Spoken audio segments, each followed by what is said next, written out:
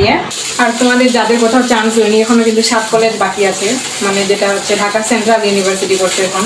ওটা হচ্ছে মনে হয় মানবিক হচ্ছে 11ই জুলাই পরীক্ষা। আর বিজ্ঞান আর ব্যবসায় শিক্ষা ওটা হচ্ছে 17ই জুলাই পরীক্ষা।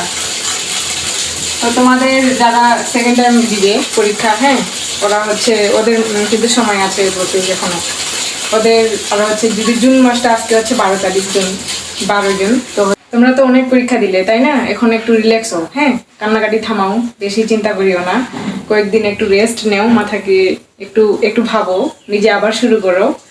আমার মনে হয় খুব একটা কঠিন হবে না, সহজই হবে। কথা কি যে হচ্ছে তুমি যদি গাধার মতো কাটো তাহলে কিন্তু হবে না। হ্যাঁ, পরিশ্রম করছো ঠিকই, সারাদিন পড়ছো পড়ছো পড়ছো, কিন্তু হচ্ছে কাজের কাজ কিছুই হচ্ছে না। আমি যদি জুন মাসটা বাদ দিই তাহলে তোমাদের কাছে রয়েছে 5 মাস, ঠিক আছে?